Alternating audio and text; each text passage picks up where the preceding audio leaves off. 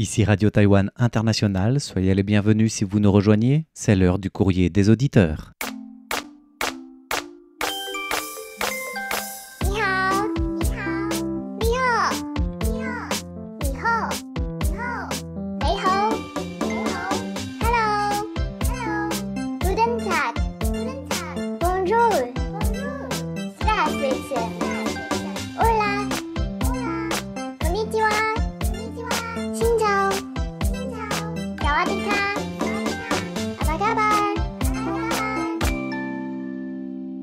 ，Bonjour à toutes et à tous, c'est François-Xavier Boulet. Et Lisa Dufaux. Pour le courrier de ce samedi, le dernier samedi du mois de mai, mais la nouvelle annonce du concours qui commence demain. Oui, alors le concours du mois de juin, c'est la question suivante. Quelles dates sont désormais fériées dans le calendrier ? Ah, ça c'est une grande question, c'est surtout des Taïwanais tout sourire presque de cette décision, bon, cachons-le à moitié politique, de voir plusieurs dates fériées. En plus, depuis que c'est ratifié par le président cette semaine, eh ben c'est entré en vigueur dès cette année. En fait, c'est pas vraiment des nouveaux jours fériés, c'est la restauration d'anciens jours fériés qui ont été enlevés sous l'administration Taïwan. Alors, ça s'appelle, ça a été enlevé même avant, sous l'administration de Chen Shui-bian, quand Taïwan est passé... Aussitôt que ça ? Oui. Il me semblait que c'était sous Taïwan. C'est au moment où Taïwan est passé aux 2 jours de congé hebdomadaire, donc au week-end. Quand le samedi est devenu férié, alors là, il y a beaucoup de jours qui étaient à l'origine chômés qui sont devenus travaillés. Mais pourtant, je me souviens que sous Taïwan, on a enlevé des jours fériés. Il y a peut-être d'autres jours fériés qui ont été enlevés sous Taïwan. Je pense que tu fais plutôt référence au pont. Tu sais, quand il y avait un jour férié qui tombait le jeudi, alors le vendredi était férié en plus. Puis rattrapé peut-être à un autre moment. Et ça a été aboli, enfin annulé sous le dernier mandat de Tsai Ing-wen parce qu'il y a des années où tu te retrouvais à quasiment ne plus travailler et à devoir récupérer le jour congé en plus, parce que quand tu fais le pont, c'est jamais gratuit à Taïwan. Donc c'était aussi ancien que ça alors, la suppression de ces jours fériés ? C'est au moment où Taïwan est passé aux 2 jours de congé hebdomadaire. Voilà, donc moi j'ai même pas connu cette suppression des jours fériés parce que j'étais même pas encore à Taïwan quand ça a été fait. D'accord. Voilà. Alors ces jours-là, vous pouvez nous dire lesquels, quelles sont ces dates. Et puis donc c'est en vigueur dès cette année, c'est-à-dire que s'il y en a qui tombent au 2e semestre, et c'est le cas, et ben dès cette année on pourra en bénéficier. Yes. Voilà. Alors par contre, il y a quelque chose de nouveau. C'est pas que restauration. Et c'est pour ça que cette loi, ça s'appelle le 4+1. Parce qu'il y a une de ces dates-là, on va pas trop en dire. C'est à vous de nous le dire si vous voulez aussi augmenter vos chances de cadeaux dans ce concours. Il y a une de ces dates-là, c'est plutôt une généralisation d'un jour férié qui ne concernait qu'une partie de la population. Oui. Voilà. Je vois duquel tu peux parler. C'est un peu complexe, mais c'est vrai que avec un œil étranger, quand on n'a pas l'habitude de ces différentes lois ou ces différents systèmes à Taïwan, on se demande, mais pourquoi c'est pas férié pour tout le monde aujourd'hui, par exemple ? Voilà, dorénavant, ce sera le cas. Alors, à vous de nous dire un peu ces dates-là. Pour gagner quoi ? Alors, il y aura 6 gagnants qui remporteront des petits stickers ou marque-pages au profil taïwanais. Exactement. C'est ça ? Au profil taïwanais. Au parfum taïwanais. Oui. Donc, il y a le décodage, vous l'aurez compris en direct. C'est l'écriture de fixe. C'est ça. Et du coup, la voix off en décodage, c'est moi qui relisais mon écriture pour que Lisa puisse comprendre ce que j'avais écrit en hiéroglyphe. C'est pas facile, hein ? Voilà. Donc ça, c'est pour le concours du mois de juin. Il y aura 6 gagnants. On a aussi un concours trimestriel pour les mois d'avril, mai et juin. Donc, plus qu'un mois pour répondre. Quel est l'événement sportif de grande ampleur qui sera accueilli par Taïwan ce semestre ? Et quel est le lien avec Paris ou la France ? Alors, l'événement a déjà eu lieu à l'heure où on parle. Oui, ça s'est terminé hier. Et quel était le lien avec la France ? Bonne question. Pour gagner quoi ? Il y a des autocollants brodés au motif typiquement taïwanais. D'accord. Il y en a 3 à remporter. Et en parlant de sport, ça me rappelle une question à laquelle vous avez répondu la semaine dernière, un auditeur fidèle. Oui, Nagmushi Noiri. C'est ça, depuis l'Algérie, sur le sport préféré des Taïwanais. Et j'avais envie de compléter un peu cette réponse en disant qu'est-ce que les Taïwanais non pas aiment comme sport à pratiquer, mais à suivre en tant que fan. Cette semaine, il y a de nombreux Taïwanais qui suivent Roland Garros parce que la première journée, eh bien, il y a une Taïwanaise, en fait, elle est métisse, elle est britannique et taïwanaise, mais elle défend les couleurs de Taïwan au niveau national dans les différentes compétitions qu'elle fait, qui a gagné son premier match, et c'est une première depuis 2020 avec Xie Suwei, qui avait remporté des matchs à l'Open de France de Roland-Garros en tournoi simple dames. Eh bien, c'est Johanna Garland qui a gagné son premier match, une prouesse puisqu'elle est classée 175e joueuse au classement WTA, alors qu'elle a gagné contre l'américaine 65e tête de série, qui s'appelle Katie Volinets. Alors j'espère que je prononce bien. Donc elle s'est bien défendue en 2h18 pour remporter son match. Et du coup, ça devient un peu, pas une star, mais un peu une gloire pour Taïwan. Et pas mal de gens se disaient, tiens, regardons Roland-Garros. Voilà, c'est un peu la tendance. Bon, quand tu m'as dit que ça n'était pas arrivé depuis, je m'attendais à quelque chose depuis les années 70, 80. Non, 2020. Mais c'est vrai qu'il y a quand même pas mal de joueuses et joueurs de tennis qui tentent leur chance. Mais à Roland-Garros, généralement, les Taïwanais... Si, au tournoi junior, on a quand même eu 2 fois des champions. D'accord. Début des années 2000-2010. Mais après les tournois juniors en professionnel, ils disparaissent de la circulation. En tout cas, de ce tournoi de Roland-Garros en terre battue. Voilà, ça c'était pour la petite anecdote. Sinon, bien sûr, il y a les fameux, on en parlait dans la question, on ne va pas dévoiler toutes les réponses, mais les fameux Jeux mondiaux des maîtres qui se sont terminés hier, où pas mal de Taïwanais ont essayé de s'intéresser à l'athlétisme, qui était une des disciplines fétiches suivies d'ici. Surtout qu'avec les Jeux d'Asie qui ont eu lieu aussi la semaine dernière, il y a une Taïwanaise qui a gagné une médaille. Et là, c'est la première de toute l'histoire de la participation de Taïwan en lancer de marteau. Voilà. Je ne savais même pas que ça existait. Ah ouais. Non, c'est une discipline assez suivie. Il y a le lancer de disque, le lancer de marteau. Tu sais, c'est une grosse boule qui est attachée comme une genre de corde ou de ficelle, et tu tournes sur toi plusieurs tours avant de la lâcher. D'accord. Et elle doit aller aussi loin qu'un javelot. Oui, j'ai vu des images. Je ne savais pas que ça s'appelait un marteau. Voilà, ça s'appelle le lancer du marteau. Pardonnez mon ignorance. Et la Taïwanaise Yu Ya Tien a réussi un lancer à 64,25 mètres. C'est le record national pour Taïwan. Et c'est surtout la médaille de bronze, la toute première médaille de Taïwan en lancer de marteau féminin des Jeux asiatiques. Ok. Donc c'est pas mal. Et les Jeux des maîtres, ça s'est bien terminé pour les Taïwanais, les participants taïwanais? Alors, je pense que oui, au sens où, vu que c'est la spécificité de ces Jeux-là, c'est qu'il n'y a pas de classement par nation, parce que les participations sont individuelles, pas sous étendard de pays. Et du coup, il n'y a pas de classement des médailles par pays, etc. Mais les participants avaient l'air plutôt ravis de repartir avec une médaille, une mascotte, sans rentrer dans les détails d'organisation qui ont parfois eu des soucis logistiques, des problèmes de critiques d'organisation. Par rapport aux traductions, c'est ça? Par rapport à la traduction, par rapport à la participation de certains athlètes, où même les bénévoles étaient tellement perdus qu'il est arrivé que plusieurs athlètes n'aient pas pu concourir le jour J dans leur discipline, alors qu'ils ont fait le déplacement pour ça. Voilà, bon, c'est arrivé notamment en natation. Après, c'est pas généralisé non plus, mais ce sont quand même des couacs à éviter à ce niveau-là, quoi. Voilà, mais en dehors de ça, les participants étaient plutôt ravis.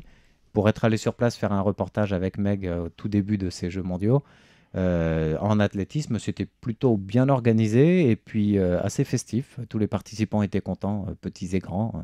Quand on dit petit, les Jeux mondiaux, c'est à partir de 30 ans. Voilà, mais par rapport aux participants de 99 ans. C'est ça, on a interviewé Alan Martins de 99 ans. Les enfants. Et le vétéran de cette année, c'est un Thaïlandais de 104 ans, presque 105, qui est reparti avec plusieurs médailles d'or autour du cou. Donc si ça vous intéresse, allez écouter le décryptage, je crois que c'était le lundi de la semaine dernière. Exactement, voilà, tout à fait. Donc c'était le 19 mai. Et puis cette activité-là, ça a commencé le 17 et ça s'est terminé hier. Voilà un petit peu pour le dossier sportif, on peut dire, de la semaine. Oui, et on va passer aux questions. Alors on a une question de Jacques Augustin qui nous a envoyé un rapport d'écoute et qui nous a demandé si les Taïwanais aimaient manger sucré, et en particulier les friandises, voire le chocolat. Alors ça, je pense que c'est difficile de répondre en détail par rapport aux friandises et au chocolat. Qu'est-ce qu'une friandise ? Voilà une question philosophique. Qu'est-ce que le chocolat ? C'est pas le même chocolat qu'on trouve en France. Voilà. Et le chocolat fait par Taïwan ou importé, c'est encore des goûts différents. Voilà. Mais par contre, je peux répondre à la question sur la consommation de sucre. Oui. Alors, il y a pas mal de statistiques qu'on peut trouver en ligne. J'ai notamment trouvé celle de Faustat, qui montrait une courbe de consommation du sucre par personne à Taïwan au fil des années. Donc ça a commencé en 1961.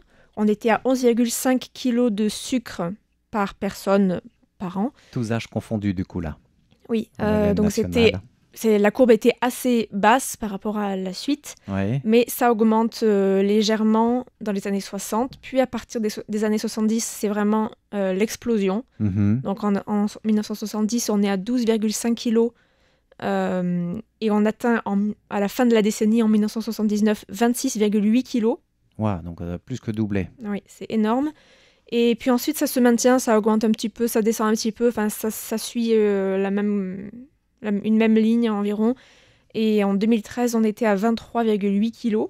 Désolée, je n'ai pas trouvé de chiffres plus récents. D'accord. Mais par contre, par rapport au niveau mondial, Taïwan ne se situe pas dans les pays qui consomment le plus de sucre. Ah oui? Mais en même temps, c'est pas non plus en fin de classement. C'est à peu près au milieu. Une bonne moyenne. Pour les plus grands consommateurs de sucre, ce sont... J'aurais dit les Japonais et les Français, mais aucune idée. Mais ça, c'est parce que je regarde que les desserts que je trouve trop sucrés. Ce sont les États-Unis. Ah oui, bah évidemment. Les États-Unis, vraiment, ils explosent les statistiques. Ouais. C'est 126,4 grammes de sucre par jour par personne. D'accord. C'est énorme. Par rapport aux recommandations de l'OMS. C'est pas plus de 25 grammes par jour par personne. Et tu disais plus que 126,4 grammes. Donc ça dépasse de 100 grammes. Voilà. Donc c'est surtout des aliments sucrés, que ce soit des sucreries, mais aussi des choses salées, des nourritures ultra transformées qui consomment beaucoup de sucre. Et les boissons, j'imagine. Les hamburgers et les boissons. Alors là, ça contient toutes sortes de sucres, le sucre sous toutes ses formes, le sucre blanc, le sucre brun, le miel, le sirop de maïs, le fructose, sucrose, dextrose, toutes ces sortes de faux sucres. Et ensuite, les deuxièmes, en termes de consommation, je vous fais le petit top 5. Le petit top 5. Alors moi, j'étais déjà à côté de la plaque. Le deuxième se trouve en Europe. Après les États-Unis, en deuxième l'Europe, et c'est pas la France. Ce n'est pas la France. J'ai été étonnée. C'est, on va dire... Honnêtement, j'étais très étonnée. Ah ouais? Je pensais qu'on serait dans le, et en fait, non, dans le top, quoi, parce que on mange tellement de sucreries.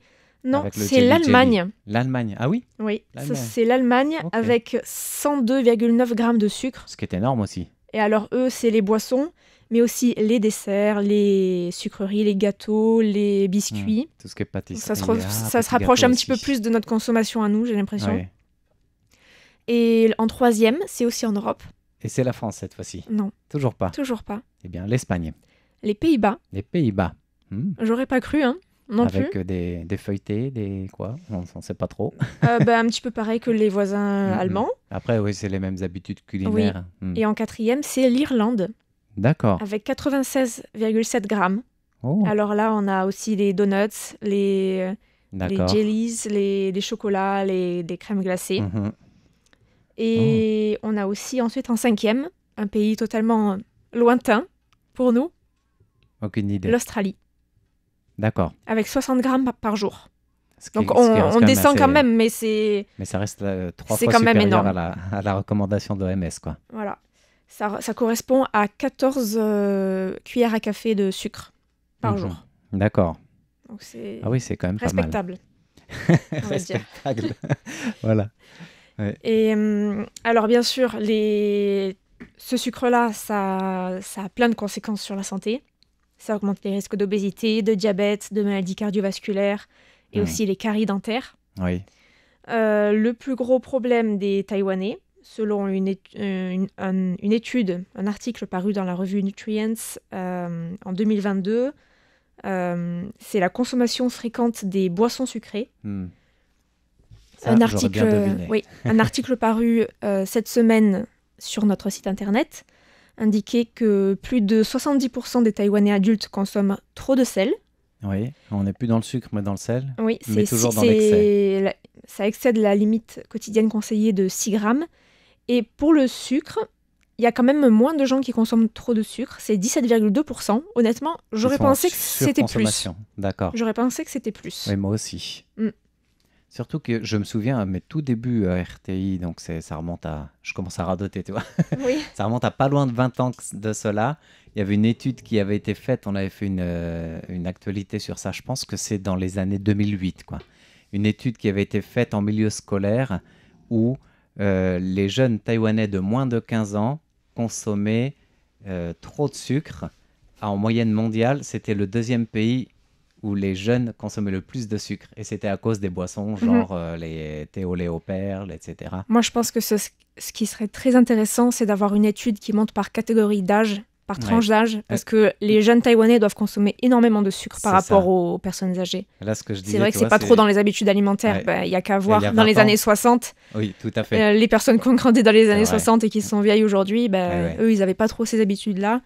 Et il y a 20 ans, toi, les jeunes Taïwanais, c'était parmi les deuxièmes, les plus gros consommateurs de sucre. Donc, c'était au moins de 15 ans, si ma mémoire est bonne. Il faudrait qu'on retrouve dans nos archives.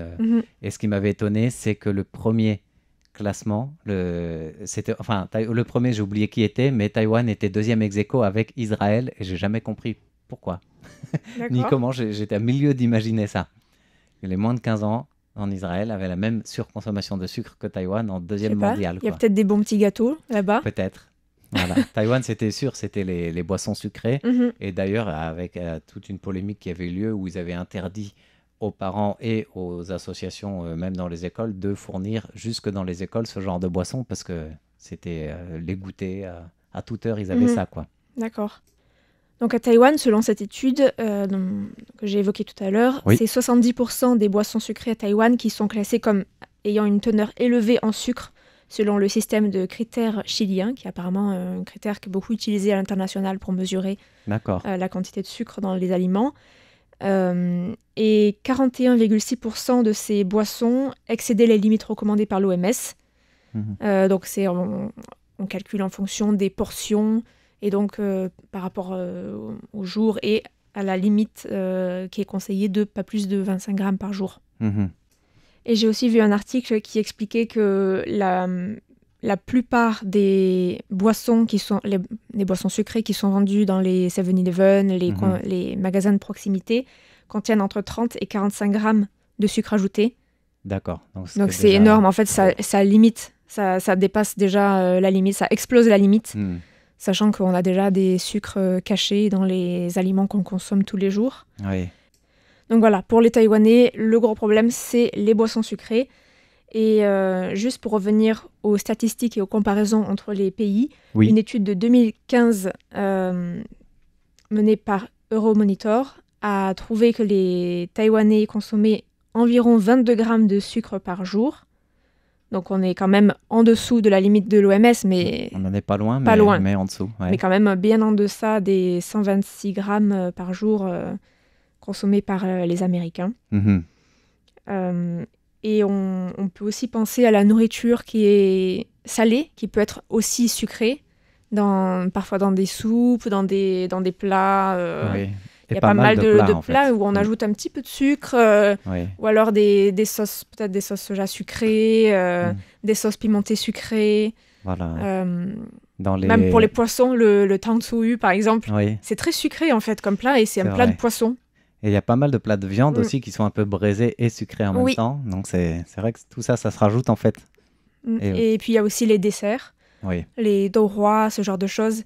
C'est des sirops. Donc c'est vraiment la forme de sucre qui n'apporte aucun nutriment, qui est vraiment mal assimilé par le corps. Donc c'est les pires formes de sucre. Et vraiment, elles apportent quelque chose. Des risques de maladie. Voilà. Des kilos en trop. Voilà. Aussi.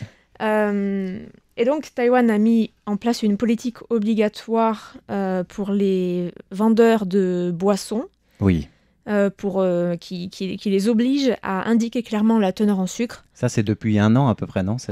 1 ou 2 ans, pas plus ? Non, je pense que c'est un petit peu plus ancien, mais des études aussi montrent que c'est pas forcément toujours bien respecté. Et il y a des associations qui proposent des taxes sur le sucre, mais... D'accord, mais ça passe pas. Bon, des taxes sur le sucre pour financer un un fonds pour les médicaments contre le cancer, qui normalement va être financé plutôt par une taxe sur le tabac et l'alcool. Oui. Et donc, d'autres associations ont aussi proposé, on pourrait aussi taxer le sucre au final. Diabète, parce que le sucre, ça, on sait aussi qu'il y a des risques accrus de cancer. Tout à fait. Donc, mais ça, le gouvernement n'a pas été très réceptif, bizarrement.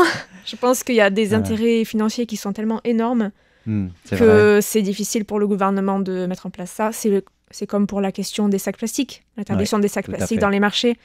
Taïwan a fait son boom économique sur la pétrochimie et le plastique et c'est difficile pour le gouvernement de. Il y a quand même pas mal de choses qui ont été faites, mais on n'arrive pas à l'interdire là où il faudrait absolument l'interdire. C'est même pas qu'on n'arrive pas, c'est qu'il y a rien, il y a pas de mesure qui a été prise, on n'a pas essayé non plus. Alors, le gouvernement a essayé sur 1 ou 2 marchés pilotes à Taipei, mais c'est tout. Et ça n'a pas marché plus que ça. Et, en tout cas, les sacs plastiques. Je ne sais pas combien combien de décennies on parle du problème des sacs plastiques. Et puis, tout à fait. C'est toujours... C'est impossible à mettre en place. Une levée de bouclier, comme en France, quand ça a été fait... tout le monde se dit c'est impossible, on ne va jamais pouvoir... c'est la mort des marchés traditionnels, etc. Puis en fait... il y a des sacs papier et ça marche bien. Il y a des sacs papier, il y a des sacs... les gens arrivent avec leurs sacs qui sont des sacs éco, là, comme on dit. Et puis voilà, et ça marche bien finalement. C'est un changement d'habitude à prendre. Oui. Voilà. Mais, comme quoi, mais les Taïwanais aiment trop le côté pratique. Ça, c'est l'argument du gouvernement. Mais je pense que les Taïwanais se sont très bien adaptés à la mise en place du ramassage des ordures avec les camions poubelles. Au début, ils étaient très réfractaires à cette politique. Et, tout le monde disait, mais c'est pas possible, qu'est-ce que c'est que ce système? On va devoir être là à 9h pile pour jeter... Puis tout le monde le fait maintenant. Ça fait. Et c'est rentré dans la culture. C'est comme toutes les mesures qui sont importantes, où tout le monde dit... faut que ça change. Et puis quand c'est soi-même qui doit changer, finalement c'est impossible. Quoi. Oui. Puis une fois que c'est fait, on suit la musique. Eh bien, un grand merci en tout cas pour cette réponse détaillée suite à la question et au rapport d'écoute de notre auditeur fidèle, Jacques Augustin. Merci à lui. Voilà, on a eu aussi des réactions, des petits commentaires et surtout une question de Ghislaine Pio sur le Computex 2025. C'est vrai que j'ai fait une émission de mon côté sur plutôt l'aspect Innovex de ce salon. Et Computex, on avait parlé dans l'information. Valentin dans sa revue de presse de Graines de Business, on a parlé aussi. Et c'est vrai que la question, c'est est-ce qu'on a l'impression que Taïwan mise gros tous les ans sur son grand salon de l'informatique et pourquoi ça devient Innovex, innovation? Alors en fait, il y a les deux aspects. Voilà ce qu'il faut saisir. Oui, il y a le salon de l'informatique Computex qui a lieu tous les ans au hall d'exposition Nangang de Taipei et qui est gigantesque. C'est 80 000 mètres carrés d'exposants. C'est 4800 stands, 1400 exposants de 152 pays. C'est énorme. Et pendant 4 jours, c'est de la folie dans les allées aussi. Pour y être allé, on joue du coude. Si on veut vraiment voir les stands, on a intérêt de choisir où on veut aller avant et être sûr de pouvoir... faut avoir un objectif précis. Si on y va pour flâner, c'est pas agréable parce qu'on voit du monde et on voit rien. Mais si on sait ce qu'on va chercher, alors on met la boussole sur son stand et puis une fois qu'on est dessus, là, on peut vraiment voir avec les exposants, discuter, que ce soit des composants informatiques, que ce soit des écrans, les dernières innovations, il y a tout en fait. Et là où les gens vont à fond, c'est surtout pour l'aspect du gaming, du jeu vidéo. Surtout pour les jeunes taïwanais, qui est dans un hall pas à part, mais regroupé dans un coin de ce grand salon. Et ce qui est à part, c'est le salon Innovex, c'est-à-dire c'est l'aspect du salon Computex pour les startups et les produits innovants dans le high-tech. Donc pas que de l'informatique, mais surtout de l'informatique. Et c'est initié depuis 3-4 années maintenant par le salon Computex, encouragé par le gouvernement taïwanais. Et depuis 2 ans, il y a les bannières internationales. Donc, c'est-à-dire les étrangers peuvent réunir leur start-up sous un pavillon national. Donc la France faisait partie des premiers pays à avoir son pavillon français. C'est ça, Valentin disait que j'ai passé toute la journée dans le salon et j'ai même pas réussi j'ai même pas eu le temps d'aller au pavillon français. Voilà, qu'à cela ne tienne, s'il y était l'année dernière, il n'a rien raté cette année. C'était la même chose. C'était les mêmes enseignes françaises qui étaient là. L'année dernière, il y avait 9 enseignes. C'était la plus grande participation francophone de la French Tech et de Business France sur ce salon-là. Et cette année, il n'y avait que 5 représentants. Okay. Et parmi les 5, ils étaient tous déjà présents l'année d'avant. Alors, avec des nouveaux produits ou des produits améliorés, mais c'était les mêmes startups qui ont réitéré l'aventure. Du coup, la question de savoir, c'est et pourquoi il y a quasiment 50% qui ne sont pas revenus. Il y en a 4 qui sont pas revenus. Est-ce que ça veut dire qu'elles n'ont pas trouvé que, commercialement parlant, c'était un marché intéressant? Ou est-ce qu'elles ont un marché ailleurs où elles attendent d'avoir un nouveau produit pour revenir? La question reste ouverte, il n'y a pas de réponse toute faite. Mais celles qui sont revenues, elles avaient déjà établi des contacts l'année dernière et donc en promesse de commercialisation. Et puis, elles ont une vitrine énorme, donc elles reviennent là. Et souvent, ces sociétés-là, c'est ce que nous avait dit l'année dernière un des exposants, ils font le tour de plusieurs salons de technologie, de start-up et d'innovation en Asie qui ont lieu un peu tous les uns après les autres. Donc, et c'était font quoi aussi Corée Salon. C'était quoi comme start-up Japon. Alors, il y avait de tout. T'as pas écouté mon émission? Non, je le dis sans honte. Voilà, non, il y avait plusieurs... J'avoue que l'informatique, c'est pas trop non, mais ma passion. Au niveau des startups, ce qui est intéressant, c'est pas que de l'informatique. Oui, moi, bien par sûr. exemple, j'ai bien aimé 2 startups. Une qui présente une micro-batterie rechargeable qui peut remplacer l'aspect polluant des lithium traditionnels. Donc ça peut être intéressant. Au niveau, d'ailleurs, ils ont le label de l'environnement du gouvernement français. Ils sont sponsorisés pour développer ça aussi. Et ça a été un des produits les plus populaires sur le salon de cette année. Et une autre solution que j'aime bien, c'est en musique.